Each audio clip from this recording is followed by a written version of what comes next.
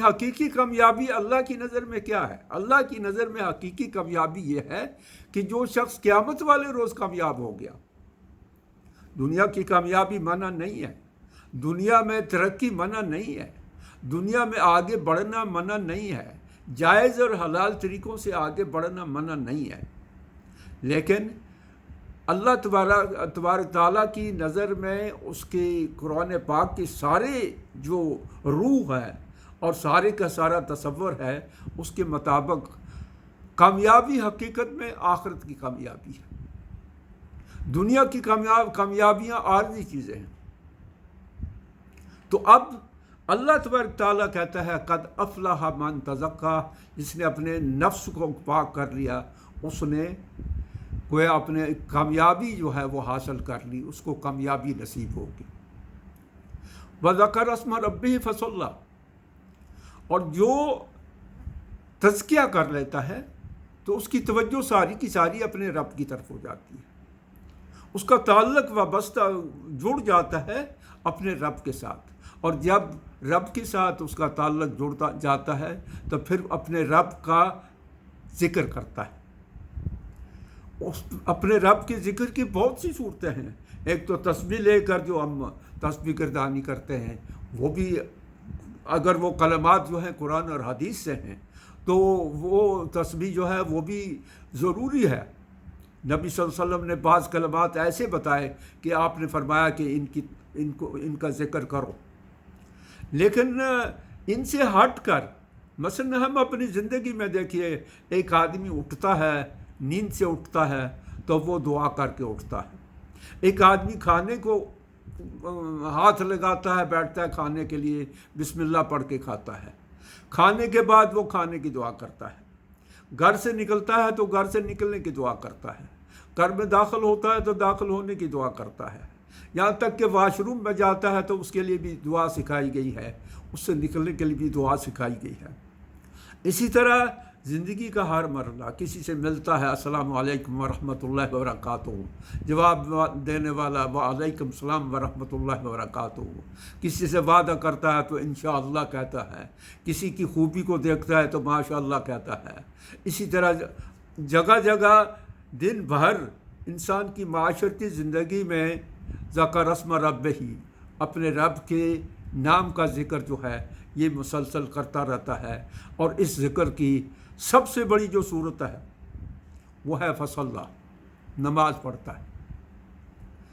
یعنی رب کے نام کا ذکر جو ہے وہ ذکر، اذکار اور اوراد جو ہیں ان سے ہٹ کر ذکر کی کمال کی جو صورت ہے وہ نماز ہے۔ جو شخص نماز نہیں پڑھتا ہے وہ یہ تسبیح لے کر سارے اذکار اگر دہراتا رہے، سارا دن دہراتا رہے تو وہ اس کے بیکار ہیں، کیونکہ نماز اللہ تعالیٰ کی طرف سے ایسا فرض ہے کہ جس کے ذریعے بندے کا رب کے ساتھ تعلق بھی قائم ہو جاتا ہے، اور یہ تعلق تبھی قائم ہوتا ہے جب اس کا اپنے رب کے ساتھ تعارف ہو جاتا ہے، وہ اپنے رب کو پہچان لیتا ہے۔ رب کو پہچانے بغیر نماز کے اندر وہ روح نہیں آتی۔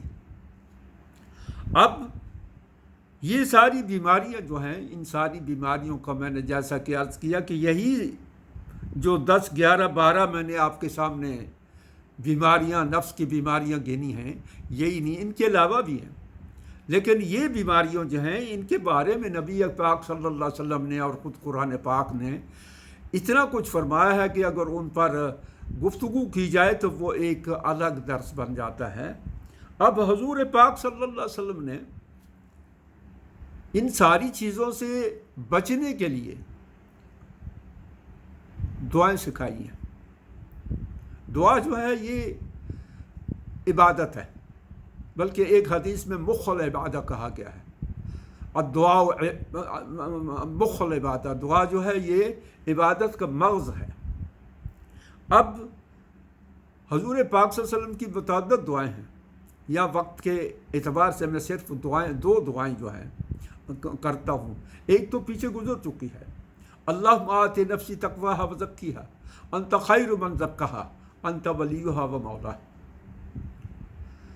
اے اللہ میرے نفس کو تقوی نصیب کر اور اسے پاک کر. تو ہی سب سے بہتر یہ چیزیں نصیب کرنے والا ہے.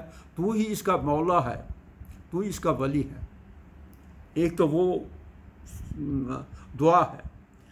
حضور نے فرمایا, اور بڑی زبردست دعا ہے, اللہم طہر قلبی من النفاق. اے میرے اللہ, میرے نفس کو پاک کر دے, میرے قلب کو پاک کر دے, میرے دل کو پاک کر دے. کس سے؟ نفاق سے. میرے دل سے نفاق نکال دے. وعملی من الریا, ابھی دو اوپر جو چیزیں گنوائی ہیں, ان نفاق اور ریا. وعملی من الریا, اور میرے عمل سے ریا نکال دے, ریاکاری نکال دے. ولسانی من الکذب, اور میری زبان سے جھوٹ خارج کر دے, میری زبان سے جھوٹ نہ نکلے, مجھے جھوٹ کے قریب نہ آنے دے. وعینی من الخیانت, اور میری آنکھوں کو خیانت سے, یا آنکھوں کی خیانت جو ہے, انسان آپ دیکھیے تصویریں ہیں, عورتیں ہیں, یہ جو غض بصر کہا گیا ہے, غض بصر یہی ہے. ایک انسان ہے وہ غض بصر کرتا ہے. حضور نے فرمایا پہلی نظر جائز ہے, اور اس کے بعد جو جان بوجھ کر نظر ڈالتا ہے کسی عورت پر تو یہ گناہ ہے. اب انسان جب چرا چرا کے آنکھیں تو نظر ڈال لیتا ہے, بظاہر وہ غض بصر کر رہا ہوتا ہے, تو یہ آنکھوں کی خیانت ہے. ہمارے سامنے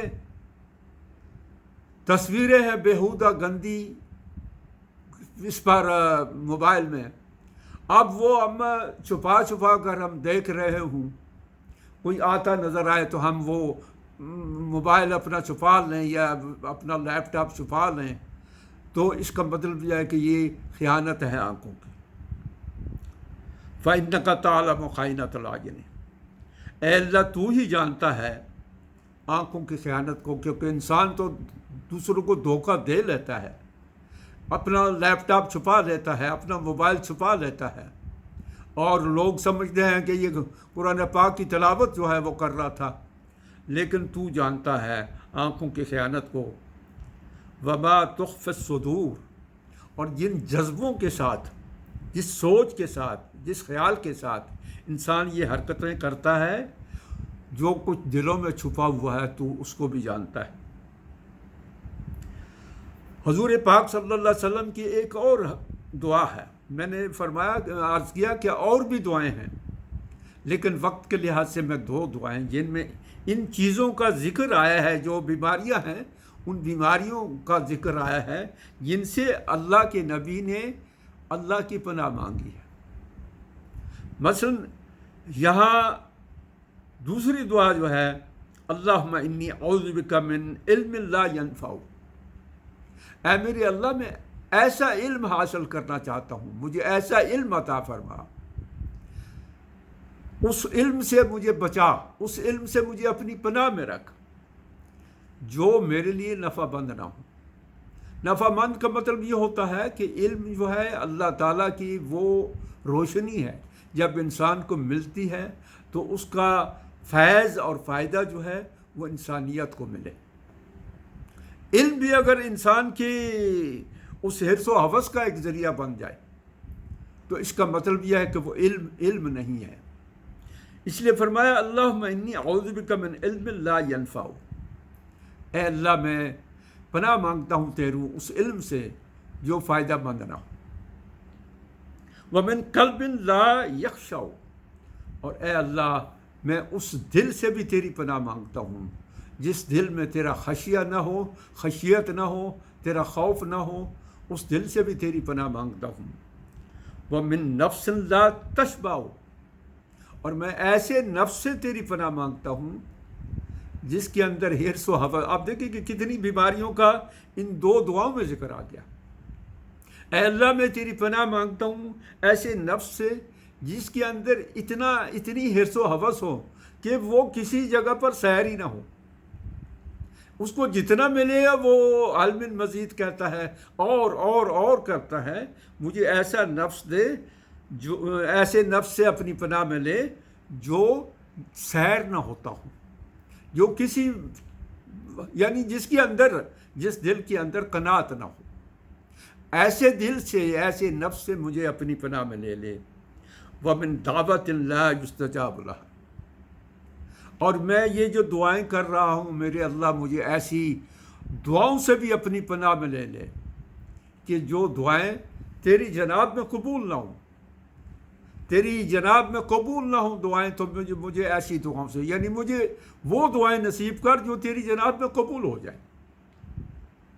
تو یہ قرآن پاک کے سورہ الاعلیٰ کی آخری 14 نمبر سے 19 نمبر تک کی جو آیات ہیں، میں جو سلسلہ شروع کیا ہوا ہے ویڈیو درسوں کا، ان میں کوشش کر رہا ہوں کہ مکی صورتیں جو ہیں، کیونکہ ہمارے سیرت و کردار کی تعمیر نبی پاک صلی اللہ علیہ وسلم نے اپنے صحابہ کی جو وہ جوہر نکھارے تھے، جو جوہر جا کر مدینہ طیبہ میں بروئے کار آئے تھے، وہ جوہر نمو پائے، ان کی نشو و نما ہوئی تو مکہ میں ہوئی تھی۔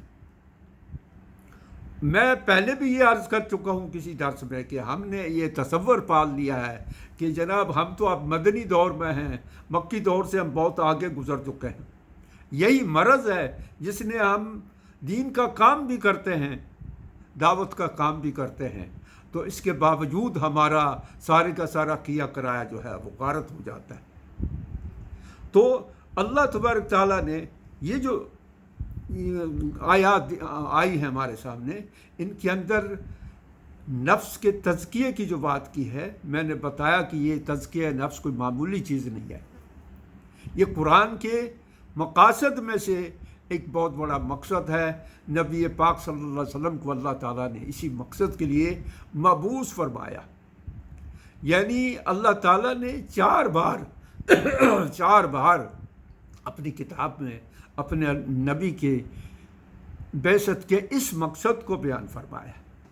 اللہ تعالیٰ ہمیں توفیق دے کہ ہم اپنے نفس کے تزکیہ کی طرف توجہ دیں، اور تزکیہ نفس کی جتنی بھی وہ صورتیں ہیں ان کو اختیار کریں، اور تزکیہ نفس سے اللہ تعالیٰ ہمیں اپنی پناہ میں لیں کہ ہم نفس کو دبا لیں، نفس کو بگاڑ دیں، نفس کو تباہ کر دیں۔ اللہ تعالیٰ مجھے بھی توفیق دے، آپ سب کو بھی توفیق دے۔ وآخر دعوانا ان الحمد للہ رب العالمین۔